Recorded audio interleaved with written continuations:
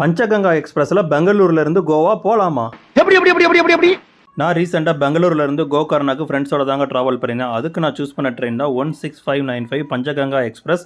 Daily running train தான். Daily evening 6:50க்கு பெங்களூரில் எடுத்து அடுத்த நாள் காலைல 8:25க்கு வந்து நமக்கு கார்வார் ரீச் ஆகுது. இந்த ட்ரெயின் எடுத்துக்கிற ரூட் வந்து யஸ்வந்த்பூர், ஹசன், சக்லேஷ்பூர், சுப்பிரமணிய ரோடு, உடுப்பி, முருதேஸ்வர் வழியாக நமக்கு கார்வார் ரீச் ஆகுது. நான் ஸ்லீப்பரில் தான் ட்ராவல் பண்ணியிருந்தேன். பெங்களூர் டு கோகர்னா ரோடு 420 ரூபா வந்து சார்ஜ் பண்ணுறாங்க.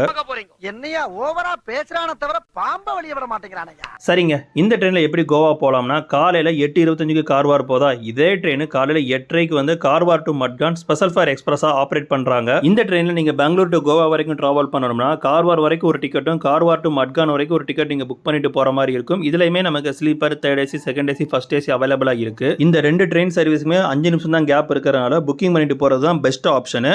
ஆல்ரெடி நமக்கு யஸ்வந்த்பூர் டு வாஸ்கோடகாம் வந்து ஒரு டைரக்ட் ட்ரெயின் இருக்குது. இது வந்து ஒரு ஆல்டர்னேட் ஆப்ஷனாக இருக்கும்.